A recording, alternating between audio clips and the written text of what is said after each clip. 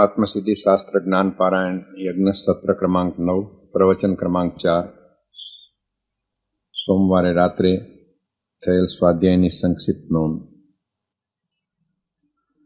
આત્મસિદ્ધિ શાસ્ત્રની ગાથા ક્રમાંક 58, 59, 60 અને 61ના સૂત્રની સતતતા પર પરમ પૂજ્ય ગુરુજીએ આપણને સ્વાધ્યાય કરાવેલ છે અને શિષ્યને જે શંકા થાય છે તે શંકા ગાથા ક્રમાંક 59થી શરૂ થાય છે। ગાથા ક્રમાંક 58 સુધી સદગુરુના સમાધાનથી શિષ્યને આત્મા છે તે વિશે 70% જેટલી ખાતરી થયેલી છે। ત્યાંથી આગળ શંકાથી શરૂ થાય છે। આત્માનો સ્વીકાર થાય છે પણ શિષ્યને 70% જ હજી સંભવ થાય છે। અંતરથી ઊંડો વિચાર કરતા કઈ રીતે આત્મા છે તેવો વિચાર આવે છે। પછી શંકા થાય છે કે આત્મા અવિનાશી નથી, આત્મા અવિનાશી ન હોવાથી કારણ દેહયોગથી ઉપજે છે અને તેથી જ દેહયોગથી મરે છે, અથવા વસ્તુ ક્ષણિક છે અને જો વસ્તુ ક્ષણિક હોય તો તે ક્ષણે ક્ષણે પલટાય છે। આવા બધા અનુભવથી આત્મા હોય તેવું જણાતું નથી, આવી શિષ્યની શંકા થાય છે। સ્વીકાર થયા પછી જાણવું છે કે તે કેવો છે। શિષ્યને 70% સુધી સ્વીકાર તો થયેલો છે, પરંતુ હવે એને જાણવું છે કે આત્મા કેવો છે। વસ્તુના સ્વીકાર થયા પછી જ આપણે પૂછીએ છીએ કે વસ્તુ કેવી છે। આપણને રૂપ, અરૂપ અને સ્વરૂપની વ્યાખ્યા આપે છે। રૂપ એટલે જગતમાં જે દેખાય છે તે રૂપ, અરૂપ જે નથી દેખાતું તે, અને સ્વરૂપ એટલે પોતાનું રૂપ, વસ્તુનું હોવાપણું તે। પરમ કૃપાળુ દેવે માત્ર 16 વર્ષની ઉંમરે પ્રશ્ન કરેલ, હું કોણ છું, ક્યાંથી થયો, શું સ્વરૂપ છે મારું ખરું। અહીં સ્વરૂપ શબ્દ ઉપર ભાર આપવામાં આવ્યો છે। આ જ વિચાર સાધકે કરવો પડશે, પણ કેવી રીતે? પરમ પૂજ્ય ગુરુજી એ બાબત ફરીવાર ગાથા ક્રમાંક 59નું રેફરન્સ આપીને કહે છે કે અંતરમાં ઊંડા ઉતરીને વિચાર કરશું તો જ આ બાબતનો જવાબ મળશે। વિચાર કરવા માટે સાધકે સત્શાસ્ત્ર અને સદગુરુનો સહારો લેવો જ પડશે। શાસ્ત્રો કદીએ વાદ વિવાદ, ડાપણ દોડવા, તર્ક કરવા, પાંડિત્ય બતાવવા માટે નથી કહેતા। શાસ્ત્રો બધા જ જે કહેવાયેલા છે તે જીવને નિર્મળો કરવા માટે કહેવાયેલા છે। 45 આગમ એટલે કે 1 થી 45 આગમ કોઈ પણ લઈએ કે 1 થી 14 પૂર્વના શાસ્ત્રો લઈએ કે તેના કથન અને અભ્યાસ, કશું પણ આપણે એમાંથી વિચારવાનું હોય તો આ બધા જ આગમો અને પૂર્વો આપણને આપણું સ્વરૂપ સમજવા માટે જ વાત કરે છે। શાસ્ત્રથી જ્ઞાનલાભ જરૂર થાય છે, પરંતુ આ જ્ઞાનલાભ તે આનુષાંગિક અર્થાત એની બાય પ્રોડક્ટ તરીકે છે। વિશેષ સમજણ આપતા આપણને કહે છે કે આત્મારૂપી કપડું છે, તેના ઉપર રાગદ્વેષરૂપી મેલ જામેલ છે। સમતારૂપી પાણીનો ઉપયોગ કરી જ્ઞાનરૂપી સાબુથી, વૈરાગ્યરૂપી ધોકાથી જ્યારે આ આત્મારૂપી કપડાને જો ધોવામાં આવશે તો જે શાસ્ત્રમાં કહ્યું છે કે શાસ્ત્ર કયા સર્વે કરવા જીવને નિર્મળો, તો શાસ્ત્ર અહીં કામમાં આવશે। જીવને નિર્મળો કરવો જ પડશે। જ્ઞાન અત્યંત જરૂરી છે, પણ જીવે જ્ઞાનથી પણ આગળ સ્વરૂપ તરફ જવાનું છે। તો જીવને 2 કામ કરવાના આવશે। પહેલું કામ, શાસ્ત્ર દ્વારા સ્વરૂપનો સમ્યક નિર્ણય કરવો પડશે। બીજું કામ, સદગુરુ દ્વારા સ્વરૂપને જાણવું અથવા અનુભવવું પડશે। ફરી શિષ્યને શંકા થાય છે કે આત્મા ક્યાં સુધી રહેવાનો છે, આત્મા શેમાંથી ઉત્પન્ન થયો અને આત્મા કોણે બનાવ્યો। આપણને સમજાવવા હળવી ટકોર કરે છે કે આપણે જન્મ પહેલા હતા, એટલે કે જન્મ્યા નથી પણ આપણે દેહમાં આવેલ છીએ, અને પછી પણ હશું, અર્થાત આપણે મરતા નથી પણ આપણે દેહ બદલીએ છીએ। હજુ કંઈક પરિણામ કે ફળ ભોગવવાના છે। દેહમાં છે પણ કાયમી નથી, અર્થાત અત્યારે આત્મા દેહમાં છે પણ દેહમાં જ કાયમી નથી। જો દેહ સાથે આત્માનું મૃત્યુ થાય તો પરિણામ કોણ ભોગવશે? અનુભવ કરનાર સતત જોઈએ। શિષ્ય કહે છે કે ગુરુદેવ, સૂત્રો, સિદ્ધાંતો અને વર્ણનથી આત્માના હોવાપણા વિશે હવે મને સંભવ થાય છે। ફરી આપણને ટકોર કરે છે, સંભવ થાય છે એટલે કે લગભગ, પરંતુ હજી એને શંકા છે કે જો આત્માનું હોવાપણું છે તે બરોબર, પરંતુ આત્મા અવિનાશી નથી। અવિનાશી એટલે જેનો નાશ ન થાય તેવું। બીજા અર્થમાં જે સત છે, સત એટલે ત્રિકાળી છે, જે અજન્મ છે, જે અમરણ છે, જેનું પરિવર્તન થાય છે પણ ટકી રહે છે. આગળ જતાં આપણને જૈન દર્શનની ખૂબ જ અલૌકિક વાત ગઈકાલે બહુ જ હળવા સ્વરૂપમાં કહેવામાં આવેલી છે. અને જે જૈન દર્શનના મૂળભૂત પાયાના સિદ્ધાંતમાં ગુરુજી આપણને ગાથા ક્રમાંક 57માં આપેલું તેના અનુસંધાનમાં જ આવે છે કે ટકીને બદલવું તે વસ્તુનું સ્વરૂપ છે. ટકીને બદલાવવું તે અવિનાશી છે. ઉદાહરણ રૂપ આપણને બાપુના નામ લઈને હળવી ટકોર કરે છે કે બચપણથી અત્યાર સુધીની યાત્રા છે, નામ પડ્યું ફૈબાએ પાડ્યું ત્યારથી મહેન્દ્ર અને અત્યાર સુધી મહેન્દ્ર, પણ મહેન્દ્ર તો તેનો તેજ છે. શિષ્ય કહે છે કે ગુરુદેવ, આ અવિનાશીપણું મને સમજાતું નથી. અહીંથી શિષ્યની શંકાની વાત શરૂ થાય છે. આત્મસિદ્ધિ શાસ્ત્રના ઉપસંહારની પહેલી ગાથા જે શરૂ થાય છે કે દર્શન સટે સમાય છે, તેની પરમ પૂજ્ય ગુરુજીએ ખૂબ જ સુંદર રીતે 6 દર્શનની વાત ગઈકાલની આ ગાથામાં લીધેલી છે. આપણને 2 અલગ અલગ દર્શન, બૌદ્ધ દર્શન અને ચાવાર્ક દર્શનની વાત ગઈકાલના સ્વાધ્યાયમાં થયેલ છે. ષડ દર્શનમાં 2 દર્શન જે છે તે બૌદ્ધ અને ચાવાર્ક. પરમ કૃપાળુદેવે વારંવાર ષડ દર્શન સમુચય ગ્રંથ વાંચવાની ભલામણ ગાંધીજી અને મનસુખરામ જેવાને પણ કરેલ છે. ચાવાર્કવાદ એમ માને છે કે જે દેખાય છે તેને જ માનો, અર્થાત ઇટિંગ, ચીટિંગ અને મીટિંગ એ જ જીવનનું ધ્યેય હોવું જોઈએ. પાપ અને પુણ્ય જેવી કોઈ વસ્તુ છે નહીં. કોણ જાણે છે કે આત્મા છે? સાધુના અર્થાત સંતના રવાડે ન ચડવું, દેણું કરીને ઘી પીઓ અને જીવનભર મજા કરો. આ ચાવાર્કવાદના રચયિતા આચાર્ય બૃહસ્પતિ હતા. તે ચાવાર્કવાદના આચાર્ય પણ હતા. ચાવાર્કવાદની ખૂબી બતાવતા આપણને સમજાવે છે કે જગતમાં તેનો કોઈ પણ ગ્રંથ નથી, સંપ્રદાય નથી, ચાવાર્કવાદના કોઈ આશ્રમ નથી, તેનું કોઈ મેનેજમેન્ટ નથી, પરંતુ સમગ્ર દુનિયા ચાવાર્કવાદની અસર નીચે જીવી રહી છે. કહે છે કે શરીર ભસ્મીભૂત થયા પછી બધું જ પૂર્ણ. આ વિચારધારામાં અર્થાત ચાવાર્કવાદની આ વિચારધારામાં થોડો સુધારો આવ્યો અને એક ફાંટો પડ્યો. તે લોકોએ આત્માનો સ્વીકાર કર્યો અને કહે છે કે આત્મા છે, પણ દેહ યોગથી ઉપજે દેહ વિયોગે જાય, અર્થાત પહેલાં ન હતો અને મરી ગયા પછી રહેવાનો નથી. આત્મા પંચમહાભૂત એટલે કે અગ્નિ, વાયુ, જલ, પૃથ્વી માંથી બનેલ છે. આ રસાયણો શરીરમાં જ છે અને તેના મિશ્રણથી જે નવું રસાયણ બને છે કેમિસ્ટ્રી મુજબ, તે આત્મા, અને તેનું રાસાયણિક વિભાજન થવાથી જ્યારે આ પંચમહાભૂત પાછા સ્વયં છૂટા પડે છે ત્યારે જ એક ઘટના ઘટે છે, તેને મૃત્યુ. અર્થાત પંચમહાભૂતમાંથી બનવું એટલે કે ટાઈમ બિઈંગ હોવું. શિષ્ય કહે છે કે હે ગુરુદેવ, આમ જ હોય છે, તેથી આત્મા ત્રિકાળી નથી. પંચમહાભૂતના મિશ્રણથી દેહ યોગથી ઉત્પન્ન થાય છે અને દેહ ન હોય તો આત્મા હોતો જ નથી. ખૂબ જ સુંદર વાત આપણને ભગવાન બુદ્ધનું કહે છે કે ભગવાન બુદ્ધ એટલે કે બૌદ્ધ દર્શન કહે છે કે સર્વે વસ્તુ ક્ષણિક છે. શંકરાચાર્યજી કહે છે કે સર્વ નાશવંત છે, અને જૈન દર્શન કહે છે કે સર્વ નિત્ય છે પણ પરિણમનશીલ છે. વસ્તુ તો છે જ, પણ બદલાઈ રહી છે, પરિવર્તન પામી રહી છે.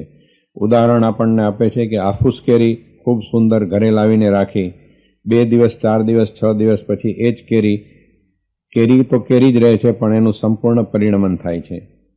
બીજું ઉદાહરણ કહે છે કે મા કહે મારો ગગો મોટો થયો, પણ સાથે ટકોર કરે છે કે જેમ જેમ ગગો મોટો થાય છે તેમ તેમ આયુષ્ય ઘટતું જાય છે. અર્થાત દરેક પદાર્થ ક્ષણે ક્ષણે બદલાય છે. આપણને પૂર્ણ મરણ અને ક્ષણ મરણ પણ સમજાવે છે. આત્મસિદ્ધિ શાસ્ત્ર સ્વયં દરિયો છે. અહીં શબ્દની ગૂંથણી કરી નથી, પણ શબ્દ સ્વયં ગૂંથાઈ ગયેલ છે. ફરી શિષ્યની બીજી શંકા થાય છે કે જગતમાં જેવી વસ્તુ જોવાય છે, જે પણ વસ્તુ જોવાય છે તે કાયમ એક જ રૂપે ન રહે કે જોવા મળે, તેથી પણ આત્મા વિનાશી છે. જેમ કે સૂટના કપડાનું આપણને ખૂબ જ સુંદર ઉદાહરણ આપ્યું કે દુકાનમાં પડેલો કપડાના ટાંકામાંથી સૂટ બને ને સૂટમાંથી મસોતું થાય, ત્યાં સુધીની આખી તેની પરિવર્તનની પ્રક્રિયા જે છે તેનો ઉદાહરણ આપી અને કહે છે કે આત્મા વિનાશી છે. જૈન દર્શનના પાયાના સિદ્ધાંતો ફરી જણાવે છે કે વસ્તુનો નિર્ણય ક્યારે પણ કરવો હોય તો નય, નિક્ષેપ, પ્રમાણ અને સપ્તભંગીથી જ થાય. નય એટલે અપેક્ષાથી. ઉદાહરણ રીતે આપણને કહે છે કે એક જ માણસ છે, પણ તે કોઈના કાકા, કોઈના મામા, કોઈના પપ્પા, કોઈના સાઢુ, એવી રીતે અલગ અલગ એના સંબંધો છે. બૌદ્ધ દર્શન ફક્ત વર્તમાનને જ માને છે, ભૂત અને ભવિષ્યનો ઇનકાર કરે છે. તેથી કહે છે કે વસ્તુ ક્ષણે ક્ષણે બદલાય છે અને ક્ષણિક છે અને આત્મા વિનાશી છે. પરિવર્તન પામે છે તે પર્યાય છે. પર્યાય બદલાતા આત્મા નાશ થાય છે એવો અનુભવ લાગે છે. તેથી શિષ્ય ફરી કહે છે કે હે ગુરુદેવ, આત્મા વિનાશી છે. વસ્તુ ક્ષણિક છે, ક્ષણે ક્ષણે બદલાય, તો આપણે કોની આસક્તિ કરવી? ફરી પરમ કૃપાળુ દેવનો પદ આપે છે કે શું રાચીએ ત્યાં ક્ષણનો પ્રસંગ. આમાં જ્ઞાનીની હતાશા, નિરાશા, ડિપ્રેશન, ગમગીની કે બેચેની નથી, પણ જ્ઞાનીના અનુભવની વાત છે. પાણીનું ટીપું પડીને નદીમાં ગયું તો નદીમય થઈ ગયું, નદી દરિયામાં ગઈ, નદી દરિયામાં સમાઈ. તે જ રીતે શિષ્ય કહે છે આત્મા પણ પદાર્થ છે અને ક્ષણે ક્ષણે બદલાય છે. અહીંથી હવે ગુરુદેવ શિષ્યની શંકાનું સમાધાન ગાથા ક્રમાંક 61થી કરશે. સમાધાનથી કહેશે કે આત્મા નિત્ય છે. દેહ અને આત્માનો સંબંધ શું છે વગેરે પ્રમાણથી આત્માની નિત્યતા કે સતપણું સમાધાન રૂપે આવશે. ખાસ નોંધ, ગઈકાલના સ્વાધ્યાયની ગાથામાં ખાસ સમજવા જેવું હોય તો પરમ કૃપાળુ દેવે 2 દર્શન, 6 દર્શનમાંના 2 દર્શન એટલે ચાવાર્ક અને બોધને સહજતાથી એક જ ગાથામાં લઈ લીધેલા છે. 6 દર્શનમાં બે દર્શનની વાત પણ આવી ગઈ. આજનો સ્વાધ્યાય ગાથા ક્રમાંક 62થી આગળ વધશે. આત્મસિદ્ધિ શાસ્ત્ર પારાયણ જ્ઞાન યજ્ઞ, સત્ર ક્રમાંક 9, પ્રવચન ક્રમાંક 5, તારીખ 5/12/2006, સમય સવારના 9 કલાકે. આત્મસિદ્ધિ શાસ્ત્ર ગાથા ક્રમાંક 62, પદ નંબર 2. આત્મા છે તે આત્મા નિત્ય છે. આત્મા નિત્ય છે એ સૂત્રને ચર્ચાનો પ્રારંભ થાય. ચર્ચાનો પ્રારંભ કરતા પહેલા એક બહુ મહત્વની વાત લક્ષ્યમાં લેવા જેવી છે.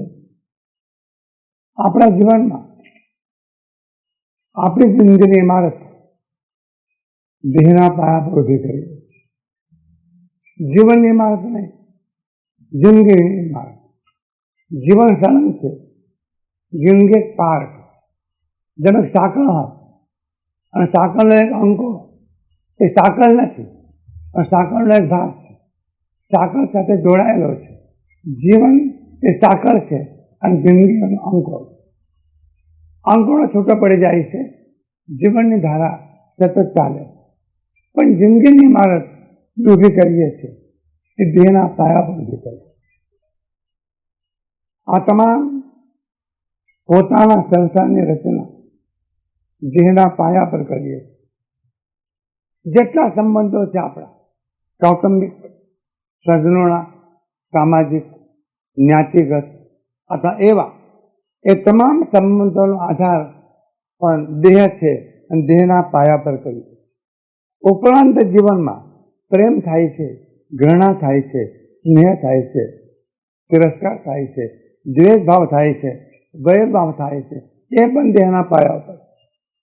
અને છેલ્લે જીવનમાં જે ભોગો ભોગવીએ છીએ, વિષયો પ્રાપ્ત કરીએ છીએ, ધન સંગ્રહ કરીએ છીએ અને તમામ ભૌતિક ક્ષેત્રમાં મથામંજ કરીએ છીએ, એ પણ દેહના પાયા પર કરીએ. આનો અર્થ એવો થયો કે આપણા જીવનનો પાયો શરીર, આપણા પ્રેમનો પાયો, ઘૃણાનો પાયો, તિરસ્કારનો પાયો, સ્નેહનો પાયો એ શરીર છે. અને જે કંઈ વ્યવસ્થા કરીએ છીએ એ શરીરના પાયા પર કરીએ છીએ.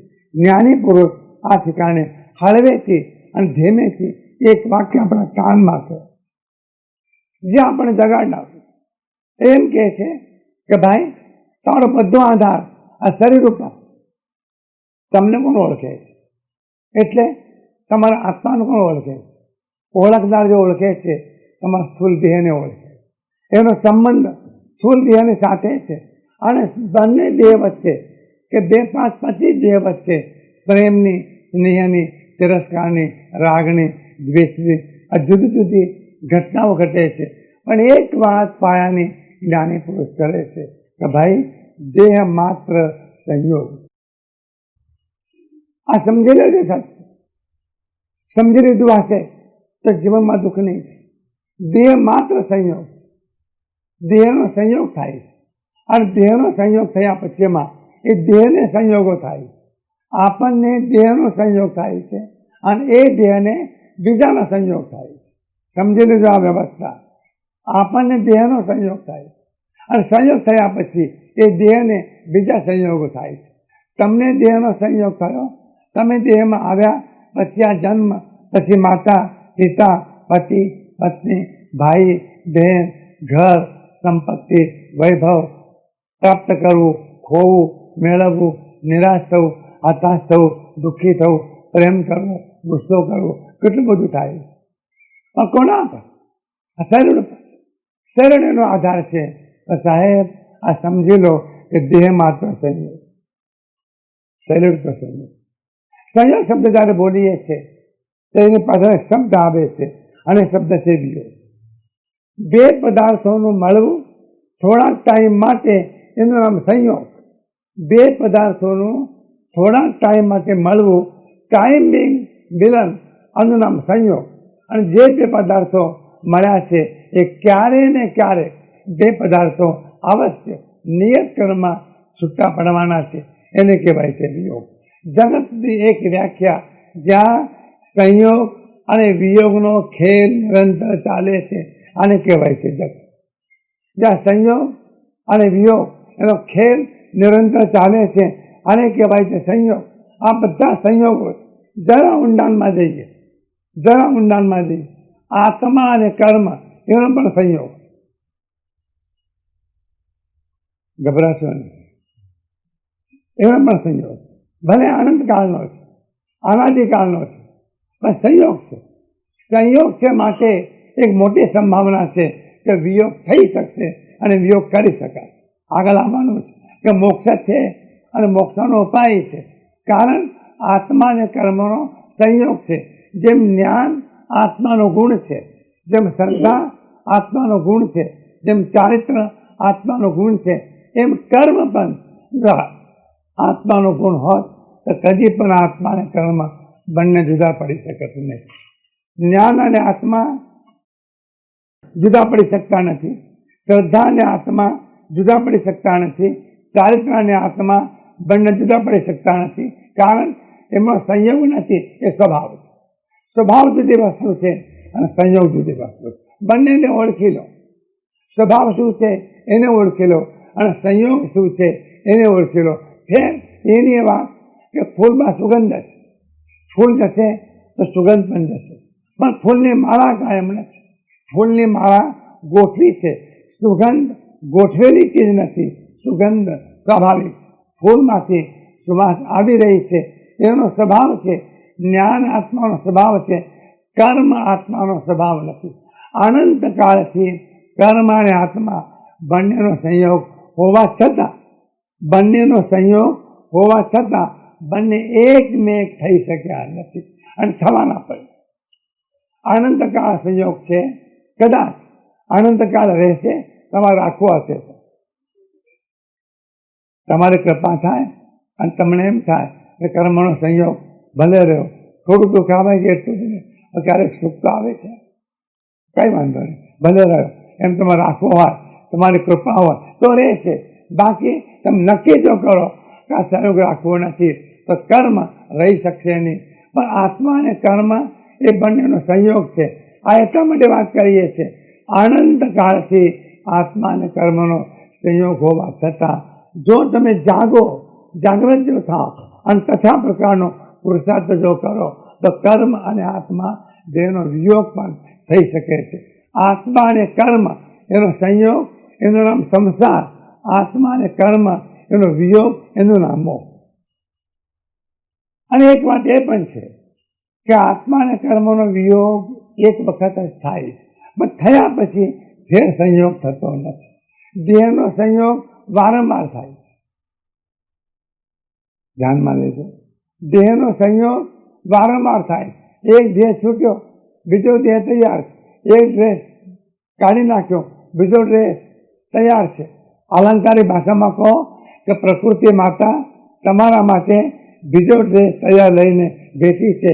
મારું બાળક આવે એટલે બીજું પહેરાવી દો. જૂનું લઈ લે છે, નવું તમને આપે. વાસાંશ જીર્ણાની યથા વિહાય નવાને ગૃહણાથી તથોપરાની. જેમ જૂના કપડાં ઉતારી દઈએ છીએ, નવા કપડાં પહેરીએ છીએ. એક દેહ જાય છે, બીજો દેહ મળે છે. પણ આત્મા અને કર્મ એનો સંયોગ છે. પણ જો વિયોગ થયો તો ફેર આત્મા અને કર્મ એનો સંયોગ નહીં થાય. એવી અવસ્થા એ મોક્ષની અવસ્થા. હજુ ઊંડાણમાં જઈએ. જેમ દેહ અને આત્મા એનો સંયોગ છે, એમ આત્મા અને કર્મ એનો સંયોગ છે, એમ કુટુંબ અને વ્યક્તિઓ એનો સંયોગ છે. જો સંયોગ છે તો પછી છૂટા થવું પડે. તમે તો ગીત ગાયા છે કે સાથે જીના અને સાથે મરે. એ ગીત તમે ગાયા છે પ્રેમના ઉન્માદમાં. કોણ સાથે જીવે છે અને કોણ સાથે મરે છે? કોઈ સાથે ગયું? આનંદની તેમ કહે છે કે મરનારની પાછળ જીવતો પાછો મરે તો ક્યાં મળશે? કયા સ્ટેશને? ગોરીબંદર સ્ટેશને તો સેન્ટ્રલ ઉપર મળશે ક્યાં? મેળા થાય જ નહીં. એ મેળો નવી થાય. તો જેમ આ વિયોગ થાય છે એમ હજુ ઊંડાણમાં જઈને રાગ અને દ્વેષ એનો પણ સંયોગ. શ્વાસ લઈને વાત કરે. રાગ અને દ્વેષ એનો પણ સંયોગ. એટલા માટે રાગ દ્વેષ આત્મામાં કાયમ રહી શકશે નહીં. તમે રાખશો ત્યાં સુધી રહે. રાગ દ્વેષ એમ કહે છે કે અમે આવ્યા છીએ, બહુ જૂના છીએ, પુરાતન છીએ. તમારો અમારો નાતો બહુ જૂનો છે, ઘરો બહુ છે, બહુ નિકટના આપણે છીએ. તમે જ્યાં સુધી અમને રાખશો, સારી રીતે રાખશો, અમે રહીશું. તમે જે દિવસે ના પાડશો સાહેબ અમે ક્ષણમાં ઉભા નહીં રહી. સમજાય છે? કર્મો એમ કહે છે અમને રાખશો, રહીશું, તમારી મરજી. પણ તમે એમ નક્કી કરો કે ના, આ કર્મોને રહેવા દેવા નથી, કોઈ મહેનત કરવાની જરૂર નથી. તમે માત્ર નક્કી જ કરો કે અમારે કર્મોને રહેવા દેવા નથી, અમારે આ સંયોગ જોઈતો નથી. દીકરો પરણ્યો, બાપે પરણાવ્યો. કેટલા કોર હતા, કેટલા ઉમંગ હતા. દીકરો પરણશે, વહુ આવશે, ગરમ ગરમ શીરો કરશે અને પછી કહેશે સસરાજી ચાલો ને જમવા માટે. હું કહીશ કે હમણાં ટાઈમ નથી આવતો, જા. બહુ પાછી કહેશે કે ચાલો ને, શીરો ઠંડો થાય. પછી એને ખબર પડે છે શીરો તો ગાયબ થઈ ગયો, ખીચડી મળતી નથી. સંસાર થાય, આ સંસાર. કેટલી કલ્પનાઓ કરીએ છીએ દીકરા. દીકરો એક દિવસ કહે છે પપ્પા આપણે શાંતિથી જીતવું છે અને આપણે શાંતિ કાયમ રાખવી છે. આપણા મનમાં ક્લેશ કંકાસ થાય એ આપણે થવા દેવું નથી. તો એમ કરો ને, અમે જુદા જઈએ. કેટલો ઢાળો છોકરો છે. છૂટા થવાનું કામ સદરી શકે નહીં. હવે અહીંયા છો અને તમારો વિયોગ થાય છે, પણ એક દિવસ એવો આવશે કે કાયમ માટે વિયોગ થઈ. કોના છોરું ને કોના વાસરું, અરે કોના માને બાપ, અંત સમય જાઉં એકલા, સાથે પુણ્ય ને પાપ. અમારા ક્યાં નથી, આ નિરાશા નથી, આ હતાશા નથી, આ તથ્ય છે. સંસાર એ સંયોગ છે, માત્ર સંયોગ છે. અને જ્યાં સંયોગ છે ત્યાં વિયોગ છે. અને માટે છેલ્લી વાત કે રાગ દ્વેષનો પણ સંયોગ છે, એનો પણ વિયોગ નિશ્ચિત થઈ શકશે. મોટી હામની વાત છે, આ મોટી શ્રદ્ધાની વાત છે. જ્ઞાની પુરુષ આપણને વિશ્વાસ આપે છે તો રાગદ્વેષ ડરીશ નહીં. રાગદ્વેષનો પણ સંયોગ છે, અને જ્યાં સંયોગ છે ત્યાં વિયોગ છે. ત્યાં સંયોગમાં જેમ કંઈક પ્રક્રિયા કરવી પડે છે એમ વિયોગમાં પણ કંઈક પ્રક્રિયા કરવી પડે. લગ્નમાં જેમ એરેન્જમેન્ટ કરવી પડે છે એમ ડાયવોર્સમાં પણ વકીલ પાસે જવું પડે, કેસ નોંધાવવો પડે, કારણો રજૂ કરવા પડે. હવે સાથે રહી શકીએ એમ નથી, હવે ચાલે એવું નથી, અમે છૂટા પડવા માગીએ છીએ. પરણ્યા ત્યારે એરેન્જમેન્ટ, માનવા, લાઈફ, ગરવા, જમણ, આ બધી એરેન્જમેન્ટ. છૂટા પડવું છે તો કોર્ટ, કચેરી, વકીલ, ન્યાયાધીશ, એની એરેન્જમેન્ટ. પણ એરેન્જમેન્ટ છે, સંયોગ એરેન્જમેન્ટ છે, વિયોગ પણ એરેન્જમેન્ટ છે. સંયોગ પણ થઈ શકે છે, એના કારણો છે, અને વિયોગ પણ થઈ શકે છે, એના પર ઉપાયો છે. અને વિયોગ કરવો હોય અચૂક થઈ શકે છે, કારણ કે સંયોગ. હું શું બોલી રહ્યો છું? ગોટાળો થતો નથી. હું એટલા માટે કહી રહ્યો છું કે સંયોગમાં બે મળે છે, સંયોગમાં બે મળે છે, પણ સંયોગ થયા પછી બે કાયમ સાથે રહી શકતા નથી. શું લાગે તમને? હમણાં એક ભાઈના પતિનું મૃત્યુ થયું, બહુ દુઃખ થયું. મારે આ પાસે આવીને દુઃખે રહ્યા. એમણે કહ્યું આધ વચ્ચે છોડીને ચાલ્યા અને સાથે રહી જાય છે. એ તો ચાલ્યા ગયા, સાથે રહી જાય છે.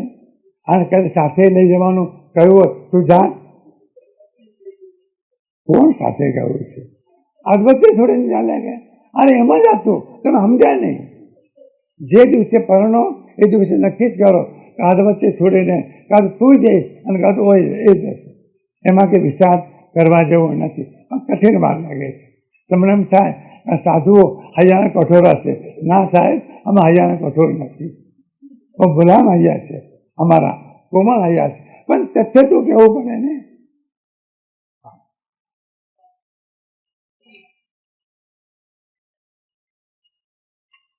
62 ગાથામાં ઘણા રહસ્યો ભરેલા.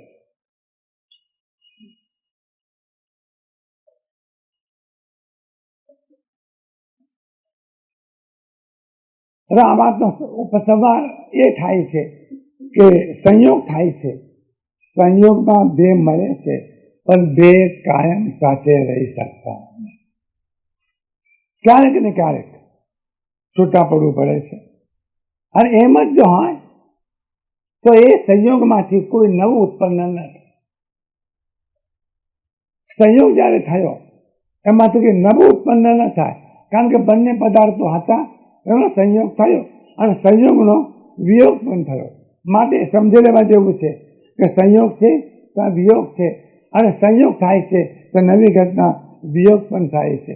આત્મા સંયોગ નથી, આત્મા અસ્તિત્વ. મૂળ વાતો બરાબર આવીએ છીએ. દેહ માત્ર સંયોગ છે, વળજળ રૂપે દ્રશ્ય ચેતનના ઉત્પત્તિ લય કોના અનુભવ અવશ્ય. દેહ માત્ર પરમાણુનો સંયોગ છે. તમે તો કઈ કઈ કલ્પના દેહ માટે કરો છો. દેહ આવો છે, આવો છે, આવો છે. એક ભાઈ કહેતા હતા કે શરીર તો બધું સારું છે, પણ માથે તાર પડી ગઈ, એ ઠીક નથી લાગતું. યુરિયા ખાતર નાખો ને તો ઉડી જશે. તાલ તને શું નડે છે? હવે ઠીક નથી લાગતું. કોઈ જોવે તાલ પડી ગઈ તો પડી ગઈ. આખું માથું જવાનું છે, માથાના વાળ જવાના છે. કબીરજીને કહું, बाल जले जैसे घास के पौधे और हाड़ जले जैसे लकड़े की मौली. ताल कई गणतरी જવાન રહેવા દે, જેમ કે દમ બરાબર છે. માણસને એમ થાય છે આ સંયોગ છે, શરીર પરમાણુઓનો સંયોગ. સુંદર છે, સારું છે, રૂપાળું છે, દેખાવું છે, તો મોહ થાય એવો છે. આખા વિશ્વમાં પહેલો નંબર મિસ ઇન્ડિયા, મિસ વિશ્વ, મિસ વર્લ્ડ આ થઈ શકે એવું છે. પણ સાહેબ, આ શરીર પરમાણુનો સંયોગ. અમારી વાત ઓર્થોડોક્સ લાગે છે કે જંગલી માણસોની વાત લાગે છે? શું લાગે છે તમને? આ તમારે તથ્યની વાત અમે કરીએ છીએ, તમારું ધ્યાન દોરીએ છીએ કે ભાઈ આ શરીર સારું છે, સુંદર છે, રૂપાળું છે, મજાનું છે, બધું ખરું, પણ સંયોગ. અને શેનો? પરમાણુઓનો. જાત જાતના પરમાણુઓ આ શરીરમાં એકત્રિત થયા છે. એક વાત સંયોગ છે, બધા પરમાણુઓ વિખરાઈ જવાના છે. ઘટના ઘટે છે, પરમાણુઓ ભેગા થયા છે અને પરમાણુઓ વિખરાઈ જવાના છે. અને છેલ્લી ઘટના જ્યારે આ દેહમાંથી ચૈતન્ય ચાલુ જાય છે, મેનેજિંગ ડાયરેક્ટર, આ શરીરનો મેનેજિંગ ડાયરેક્ટર, આ મોટી ઓફિસ છે, એર કન્ડિશન, અને ઓફિસનો મેનેજિંગ ડાયરેક્ટર છે, થોડો વહીવટ કરનાર. એ મેનેજિંગ ડાયરેક્ટર જો જાય તો મારું ઓફિસ એર કન્ડિશન એમ નામ પડી, અને પછી ઓફિસ ઘરમાં રખાય નહીં.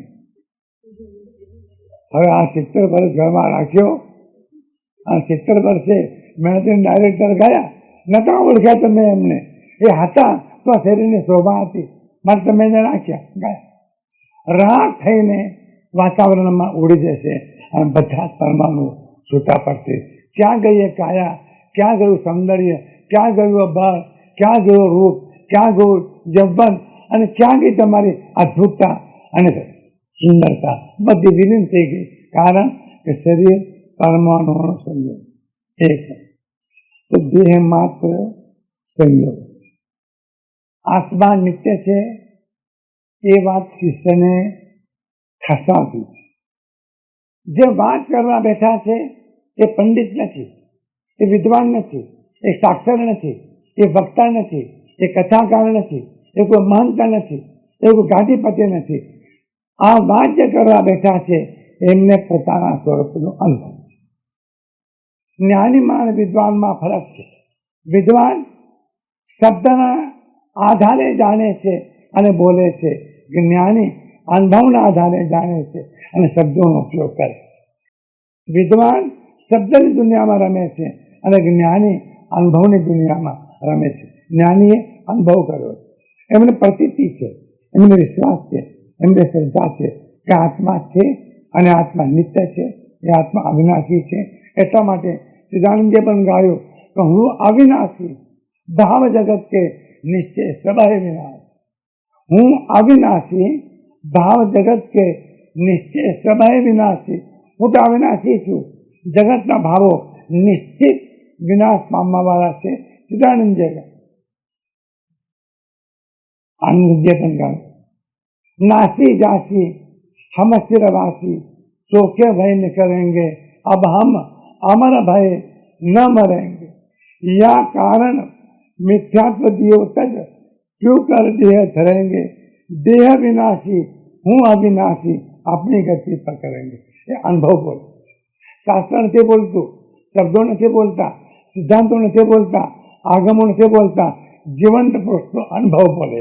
આનંદગંજી કહે છે કે દેહ વિનાશી છે, અમે જોઈ રહ્યા છીએ, દેહ વિનાશી છે, અમે જોઈ રહ્યા છીએ, અને અંદર બેસેલો આત્મા અવિનાશી છે, એ પણ અમે જોઈ રહ્યા છીએ. દેહને પણ જોઈ રહ્યા છીએ, એ વિનાશી આત્માને પણ જોઈ રહ્યા છીએ, અવિનાશી વચ્ચે અમે ઊભા છીએ. એ અમારો અનુભવ.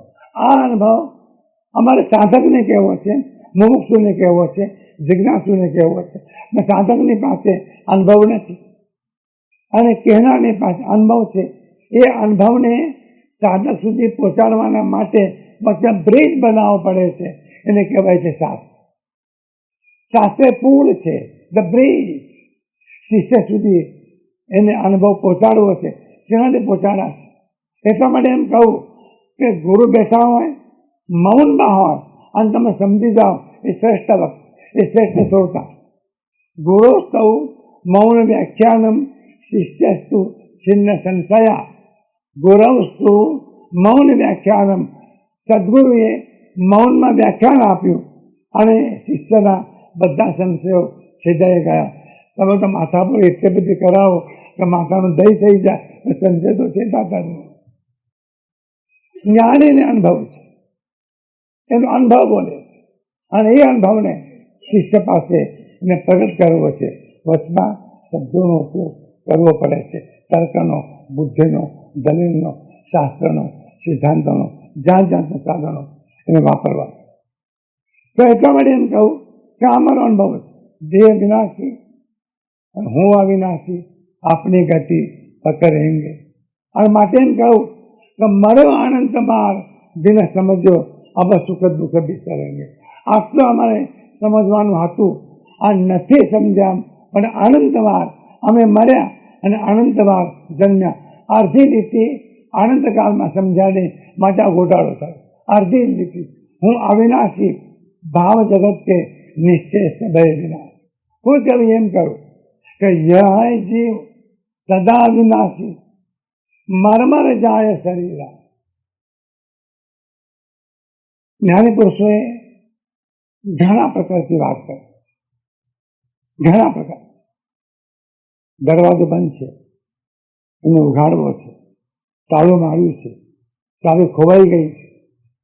ઘણા લોકો ચાવીનો જોડો લઈને આવે, 200-500 ચાવી ડબ્બો ભરીને લાવે. એક લગાડી ન લાગી, બીજી લગાડી ન લાગી, કોઈને કોઈ ચાવી લાગશે. ચાવી સાચી હાથમાં આવશે તો તાળું ઉઘડશે, નહીં તો ચાવી અને તાળું રમત કર્યા છે. સાચી ચાવી હાથમાં નથી આવી. જ્ઞાની એ સાચી ચાવી, અને સાચી ચાવી આપે. જ્ઞાની પુરુષે એમ કહું કે યહ જીવ સદા અવિનાશી, આ આત્મા સદા અવિનાશી છે. અને મરમર જાય શરીરા, આ વારે વારે શરીર મરે છે. મરમર જાય શરીરા, શરીર મરે છે. શરીર મરે છે એની સાથે તું નથી મરતો, તું શેનો રોવા માંડે છે? શરીર મરે છે, તું નથી મરતો. મરમર જાય શરીરા, उसकी चिंता कछुवल करना. જો જાણે પડશે એમ કહું કે મરણની ચિંતા ન કરો. મરણની ચિંતા ન કરશો. મરણ તથ્ય છે, સ્વીકારીને તમે ચાલો તો તમને બે વસ્તુ મળશે. આત્મા અવિનાશી છે અને દેહ વિનાશી છે. આત્મા અવિનાશી છે એનાથી ભયમાંથી મુક્તિ મળશે, અને દેહ વિનાશી છે એ સમજણ પડશે તો મોહમાંથી મુક્તિ મળશે. ભયમાંથી મુક્ત અને મોહમાંથી મુક્ત એવી અવસ્થા જીવનમાં પ્રાપ્ત. તો શું વાત કરવી છે? એમ કેવું છે કે આત્મા અવિનાશી છે, આત્મા નિત્ય. આત્મા નિત્ય નથી એ ચારવા દર્શન કહે છે કે આત્મા નથી, પણ છે તો પંચમહાભૂતના મિશ્રણમાંથી એક તૈયાર થતું રસાયણ, સ્પિરિટ જેવું, મદરા જેવું એક રસાયણ છે, અને તૈયાર થાય છે. બૌદ્ધ એમ કહે છે, બૌદ્ધ દર્શન, કે જગતમાં બધી વસ્તુઓ ક્ષણિક. વાત તો સાચી છે, બધી વસ્તુઓ ક્ષણિક, પણ માત્ર ક્ષણિક નથી, ટકીને બદલાય છે. બદલાય છે એ ક્ષણિક, અને જે બદલાય છે એ ટકી રહે છે એની. તે એક વસ્તુના બે પાસા આવ્યા, નિત્ય પણ છે અને અનિત્ય પણ છે. તમને થતું નથી કે આ કેનારનું મગજ એ ઠેકાને નથી થતું. બે વસ્તુ સાચું હોય, નિત્ય પણ ખરું અને અનિત્ય પણ ખરું. ચાહે તમારા પિતા પાસે 50 કરોડ સોનું હતું, એમને પાસે એના પિતા પાસેથી આવ્યું. એના પિતા પાસે 50 કરોડ સોનું હતું, એ પિતા પાસેથી આવ્યું. સોનું ચાલ્યું આવ્યું. પણ પહેલાના વખતમાં સાંકળા પહેરતા હતા. સાંકળા મોટા મોટા ખાંડ ચાલે તો એવો અવાજ થાય, સોનાના સાંકળા પહેરતા હતા. આપ જમાના બદલ ગયા. હવે સોનાના સાંકળા પહેરીને બજારમાં નીકળો, ઠેકાણે છે કે નહીં કહે છે. હવે તો કેટલા ઘરેણા બને, સાહેબ ઘરેણા તો ઘણા બનશે, પણ સોનું તો એનું એ રહેશે. સોનું રહ્યું, ઘરેણા બદલાયા, વસ્તુ રહી, પર્યાય બદલાય. તો પર્યાય ને વસ્તુ બંને સાથે, આ સમજી લેવું પડશે. દ્રવ્ય અને પર્યાય બંને સાથે છે. સન્મતિ તર્કમાં સિદ્ધસિદ્ધમાં જે કહું કે પર્યાય વગર દ્રવ્ય નથી અને દ્રવ્ય વગર પર્યાય.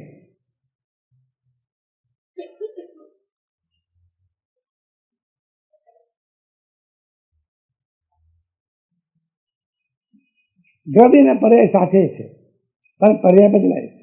તમારું આજનું શરીર એ પર્યાય છે. આના પહેલા શરીર હતું, આના પહેલા તમારી પાસે શરીર હતું. મને પૂછવા ના આવશો કયું હતું એમ, તું જાણતો નથી, પણ હતું વાત લખી. શરીર હતું એ શરીર તે મૂકીને અહીંયા આવ્યા. બરાબર, શરીર હતું મૂકીને આવ્યા, હતું એ પણ તમે, મૂકીને આવ્યા એ પણ તમે, અને અત્યારે નવો રૂપ ધારણ કર્યું એ પણ તમે. બદલાયું શું? શરીર. શરીર બદલાય છે, તમે નથી બદલાતા. પર્યાય બદલાય છે, ગદ નથી બદલાતા. ગદ કાયમ રહે. આ જૈન દર્શનને પાયાની વાત બરાબર નહીં સમજો ત્યાં સુધીમાં જૈન તરીકે તમે કહેવામાં લાયક નથી. માફ કરજો સાહેબ, કપાળમાં ચાંદલો કર્યો જૈન થઈ ગયા, આટલો સસ્તો સોદો કામમાં આવ્યો નથી. જાણવું જ પડશે કે પર્યાય બદલાય છે અને દ્રવ્ય કાયમ રહે. તો કાયમ પણ રહે છે અને બદલાય પણ છે, અને આ ખેલ એક જ વસ્તુમાં થાય છે. લખતી લખ આનંદજીએ એક પદમાં કહ્યું, સ્થિરતા એક સમય में थाने उपजे विनसे तबही उलट पलट ध्रुव सत्ता राखे या में सुनी नहीं कबही अबधो लटना घर की बाजी जाने न मम भन काजी अबधो लटना घर की બાજી. આનંદ એમ કહે છે, આ એક એવો નટ છે, એવો અભિનેતા છે કે એની બાજી સમજાતી જ નથી. જાણે ને બમ્મન કાજી, બમ્મન એટલે પંડિત અને કાજી એટલે મુસલમાનોનો વડો. એ કાજી પણ જાણતો નથી અને પંડિત પણ જાણતો નથી. એવો એક અદભુત ખેલ દ્રવ્યમાં થઈ રહ્યો છે. કેવો ખેલ? એક સમય, સમય શબ્દ છે અને સમયનો અર્થ આંખનો પલકારો મારો.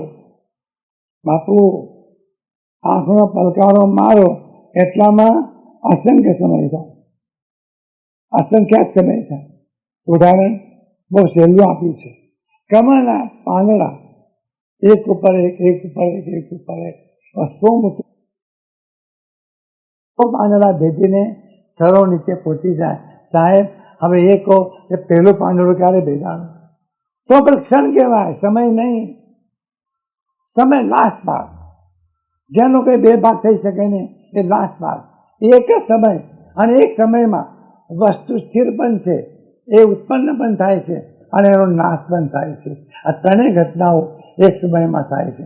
હવે એક અદ્ભુત ચક્ર તમારામાં કામ કરી રહ્યું છે અને એ ચક્ર તમે છો. અને એટલા માટે તત્વાધિગમ સૂત્રમાં સંસ્કૃતમાં કહ્યું કે ઉત્પાદ વ્યય દ્રવ્ય યુક્તમ સત. ક્યારેક તો ટાઈમ કાઢીને આવા શાસ્ત્રના પાના તો વગેરે મુંબઈ સમાચાર બહુ જ વાતો આ વાંચવા જોઈએ. ઉત્પાદ વ્યય દ્રવ્ય યુક્તમ સત. સત કોને કહેવાય? તો ઉત્પાદ વ્યય અને ધ્રુવ ત્રણેય ઘટના જેનામાં એક જ સમયમાં બને છે એને કહેવાય છે. અને આ હોવાના કારણે વસ્તુ કાયમ છે. જ્ઞાનીનો અનુભવ એવો છે કે આત્મા અવિનાશી છે અને શિષ્યનો અનુભવ એવો નથી. એ શિષ્યને જ્ઞાનીને પોતાનો અનુભવ શિષ્ય પાસે રજૂ કરવો છે. એટલા માટે શબ્દોનો બ્રિજ, શબ્દોનો પુલ બનાવવો પડે છે. માટે આ આગમો છે, માટે આ શાસ્ત્રો છે, માટે આ સિદ્ધાંત. તો આત્મા દેહ માત્ર સંયોગ છે. ભાઈ, તું એમ કે છે ને કે દેહમાંથી પંચમહાભૂતમાંથી નવો આત્મા પેદા થયો, પણ તને ખબર છે કે શરીર તો માત્ર સંયોગ, એમાંથી નવી વસ્તુ પેદા ન થાય. હવે 3 લક્ષણો. જડ, પહેલું લક્ષણ શરીર માત્ર સંયોગ છે, જાગતા રહેજો, શરીર માત્ર સંયોગ છે. બીજું લક્ષણ એ પાછું જડ છે, શરીર જડ છે. સમજાય છે? શરીર જાતે કામ કરે છે, આંખ જોવે છે, કાન સાંભળે છે, મીઠાઈનો થાળ જોયો તે જીભમાં એકદમ લાળ છૂટે છે, એ થઈ જાય છે, ત્યારે કટકો મોઢામાં નાખીએ, કોઈ બોલ્યું ગુસ્સો આવે છે, આંખ લાળ થાય છે. આ બધું જ થાય છે.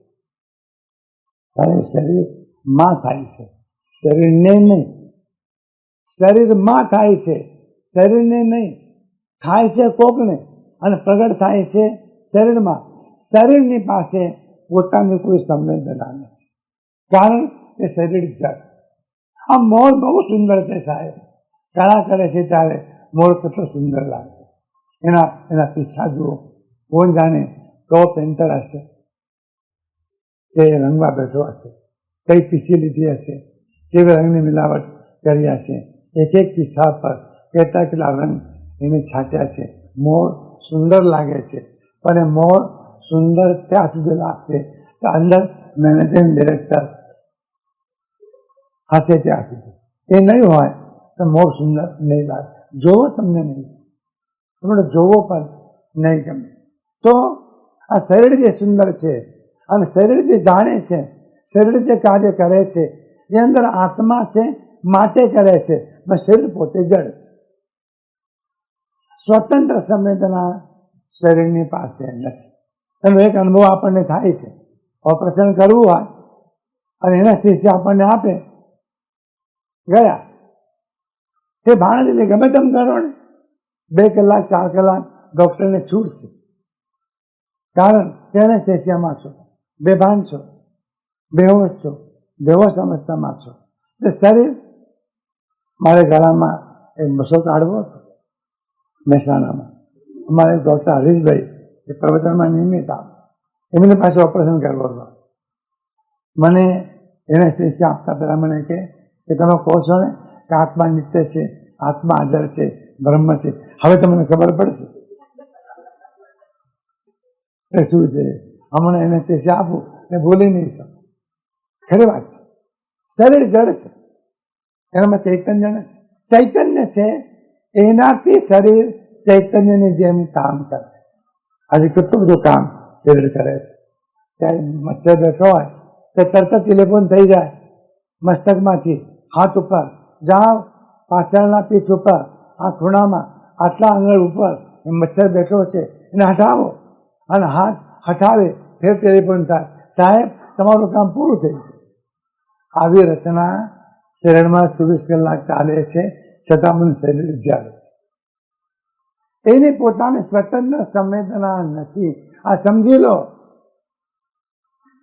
છેલ્લો શ્વાસ લેતા હશો ત્યાં આંખ પટપટાવશો, પછી છેલ્લો શ્વાસ પૂરો થઈ ગયો પછી આંખ ઉગાડી તો ઉગાડી અને બંધ તો બંધ. પછી જો આંખ બંધ કરવી હોય, સમજાયું તમને? કઈ નહીં થઈ શકે, તમે કરી નહીં શકો, કારણ કે કરનારો અંદરથી ચાલ્યો ગયો. શરીર જળ છે. બીજી વાત. ત્રીજી વાત કે રૂપી આકાર છે, દેખાય છે, એનું બંધારણ છે, એનું એક કદ છે, એનો એક આકાર છે, એનો એક વજન છે, તો રૂપી પણ છે. અને ચોથી વાત એ દ્રશ્ય પણ છે. દ્રશ્ય એટલે જાણનારના જ્ઞાનમાં એ જણાય એવા શરીર છે. તો દ્રશ્ય શરીર છે, શરીર રૂપી છે, શરીર જળ છે, શરીર માત્ર પરમાણુઓનો સંયોગ છે. એમાંથી નવો આત્મા કેવી રીતે ઉત્પન્ન થાય? આ કોણ કહે છે? સદગુરુ કહે છે. કોને કહે છે? શિષ્યને કહે છે. શિષ્ય શું કહ્યું છે? કે આત્મા અવિનાશી નથી. આત્મા ઉત્પન્ન થાય છે પંચમહાભૂતમાંથી, દેહમાંથી, અને એ આત્માનો નાશ થાય છે. તો બીજો કોઈ દ્રષ્ટા જે જાણનારો છે અને પોતાને જાણતો નથી, તો એવો આત્મા જો શરીરમાંથી ઉત્પન્ન થતો નથી, દેહ જે છે એ પણ સંયોગ છે, રૂપી છે, જળ છે, દ્રશ્ય છે, તો એવું શરીર એ ચૈતન્યની ઉત્પત્તિ અને ચૈતન્યનો નાશ કેવી રીતે જાણી શકે? એ દેહ પહેલા હોય તો જાણે ને, દેહ પછી હોય તો જાણે ને, પણ દેહ પહેલા પણ નથી, દેહ પછી પણ નથી. તો દેહથી આત્મા ઉત્પન્ન થયો એમ વાત નથી. એમ સમજાય છે કે ચેતનની ઉત્પત્તિ થવા યોગ્ય છે. શું સારા? આત્મા છે પણ આત્માની ઉત્પત્તિ થતી નથી. અને જેની ઉત્પત્તિ નથી થતી એનો નાશ પણ થતો નથી. નાશ શબ્દ ઉત્પત્તિની સાથે છે. એ તમે બે શબ્દો ખ્યાલમાં રાખો, ઉત્પત્તિ અને નાશ. જેની ઉત્પત્તિ એનો નાશ. પણ બીજા બે શબ્દો અનુત્પન્ન અને અવિનાશી. જે ઉત્પન્ન થતો પણ નથી એનો નાશ થતો પણ નથી. ગુરુદેવ કહે છે શિષ્ય, આત્માની ઉત્પત્તિ પણ નથી, આત્માનો નાશ પણ નથી. માટે આત્મા નિત્ય છે. દેહની ઉત્પત્તિ પણ છે અને દેહનો નાશ પણ છે. માટે એ દેહમાંથી આત્મા ઉત્પન્ન થાય એવી ઘટના ઘટી શકતી નથી. અને દેહ રૂપી છે, સ્થૂળ છે, દેખાય છે, નજરે આવે છે અને એને જોનારો ચૈતન્ય હાજર છે જે એનાથી જુદો છે. તો અમારે કહેવું છે કે પંચ મહાભૂતોના સંયોગમાંથી દેહ બને, પણ દેહના સંયોગમાંથી આત્મા બને એ કેવી રીતે? આ શા માટે આ મથામણ અમે કરીએ છીએ? જ્ઞાની પુરુષો શા માટે મથામણ કરે છે? કોઈ પણ રીતે તમને બે વાત બેસી જાય, અત્યારે બહુ બુદ્ધિમાં, પછી અનુભવમાં. પહેલા તો તમે સાંભળો સંત પુરુષો પાસે, પછી સાંભળ્યા પછી વિચાર કરો, બીજા તબક્કામાં વિચાર કર્યા પછી નિર્ણય કરો, ત્રીજા તબક્કામાં નિર્ણય કર્યા પછી સ્વીકાર કરો, ચોથા તબક્કામાં સ્વીકાર કર્યા પછી શ્રદ્ધા થાય, પાંચમા તબક્કામાં, અને શ્રદ્ધા થયા પછી એનો સાક્ષાત્કાર માટે મથામણ થાય એ છઠ્ઠા તબક્કામાં, અને સાક્ષાત્કાર થાય એ સાતમા તબક્કા. આ શું તબક્કા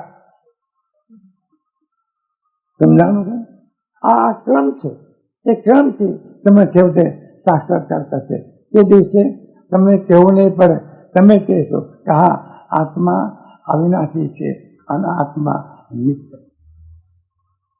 છેલ્લી વાત, જો શરીર ઉત્પન્ન થાય છે અને શરીર નાશ પણ થાય છે, તો ઉત્પન્ન થયું અને નાશ થયું એ કોણ જાણશે?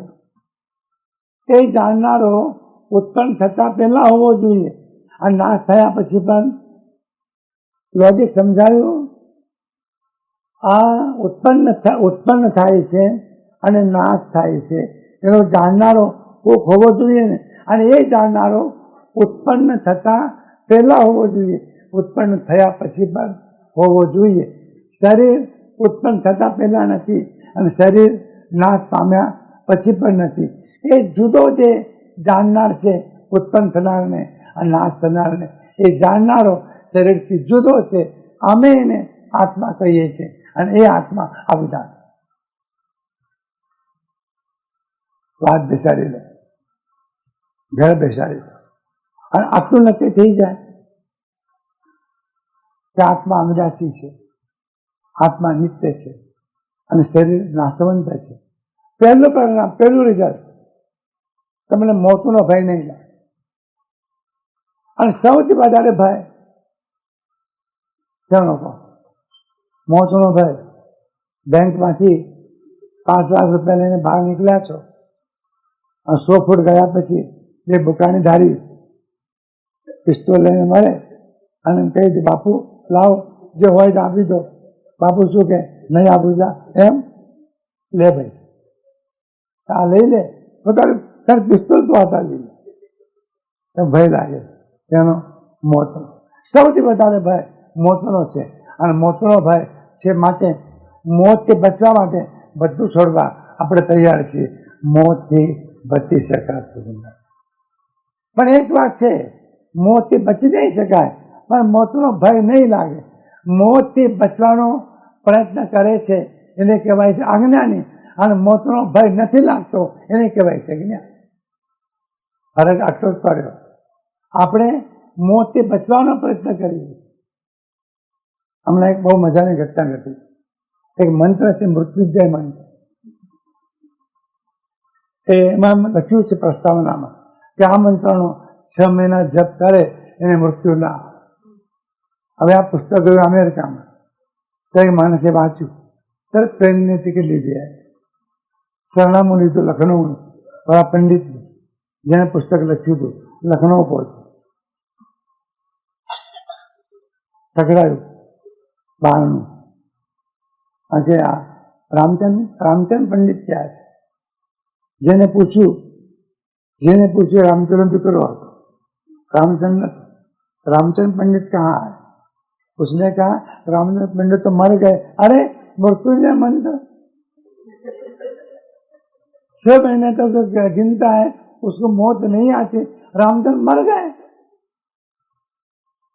बोला कहूँ ता तो मंत्र ની વાત છે, પણ જગતમાં રામચંદ્ર શું? રામચંદ્રનો બાપ પણ મરી જાય, આ રામચંદ્ર દીકરો મરી જાય, કારણ કે મૃત્યુ નિશ્ચિત છે। મોતનો ભય ન લાગે એક જ્ઞાની અને મોતથી બચવાના ચાળા કરે। લોકો આમ આંગળી બતાવે, જુઓ કેટલા વર્ષ છે। તો જ્યોતિષી કે સાહેબ પૂરા 100 વર્ષ। એના બાપનું શું જાય છે? એ શું કરે? ઓછા કે ₹50 આપો ને તમે એને, એનું કામ થઈ જાય। અરે શું આ ખેલ માંડ્યો છે? શરીર પોતે નાશવંત છે, નાશ પામે છે, અને એમાં રહેનારો આત્મા એ જુદો છે। તો દેહની ઉત્પત્તિ પહેલા આત્મા હતો, એક વાત। દેહના નાશ પછી પણ આત્મા હશે, બીજી વાત। અને ઉત્પત્તિનો આ નાશનો અનુભવ આત્માને થાય છે, દેહને થતો નથી। માટે શિષ્ય આ શરીરના પંચ મહાભૂતમાંથી આત્મા ઉત્પન્ન થતો નથી, આત્મા છે અને તે આત્મા નિત્ય છે। શું ગાથા આવી? દેહ માત્ર સંયોગ છે, વળી જડ રૂપી દ્રશ્ય ચેતનના ઉત્પત્તિ લય કોના અનુભવ વસ્ય। આ ચેતનની ઉત્પત્તિ અને ચેતનનો લય એ કોના અનુભવને વસશે? તો કે આત્માના અનુભવને વસશે, શરીરના અનુભવને વસ નથી। કોઈ બીજો જે આગળ પાછળ હયાત હોય તે જાણે, આગળ પાછળ હયાત હોય એ જાણે ને કે હતા અને ગયા, પણ એ જાણનાર તો હયાત હોવો જોઈએ ને। શરીર હતું અને શરીર ગયું, એ જાણનાર હયાત હોવો જોઈએ ને। એ જે હયાત એને કહેવાય છે આત્મા, અને એ આત્માની પ્રસાર શું આવ્યો કે જન્મ પહેલા આત્મા ન હતો અને મૃત્યુ પછી આત્મા નહીં હોય। એ તારી જે વાત છે એ અનુભવ વગરની વાત છે। અજ્ઞાનયુક્ત કલ્પનાથી આ પ્રમાણે તે માન્યું છે। અમારું નિચડતું એ છે કે આત્મા આરૂપી છે, જ્ઞાન સ્વરૂપ છે, અખંડ છે। જન્મ અને મરણ તે સંયોગ અને વિયોગ આ ઘટના દેહમાં થાય છે, આત્મામાં થતી નથી। આત્મા આ દેહમાં આવ્યો છે અને આત્મા આ દેહમાંથી જશે। શરીર નવું થાય છે અને શરીર જીર્ણ પણ થાય છે, એની ઉત્પત્તિ પણ થાય છે, એનો નાશ પણ થાય છે। એ બંનેને જાણનાર, બંનેથી જુદો એવો આત્મા છે। આ 62મી ગાથામાં પરમ કૃપાળુ શિષ્ય સામે આ વાત કરી। હવે 63મી ગાથામાં જરાક આ જ વાતને વિગતવાર અને ઊંડાણપૂર્વક જ્ઞાની પુરુષ કહે છે। અત્યારે આટલી વાત। ધન્યવાદ દરેક પુરુષ સાંભળ્યું, તમારે ધન્યવાદ। દરેક અંતઃકરણમાં એવા પરમાત્માને પ્રેમપૂર્વક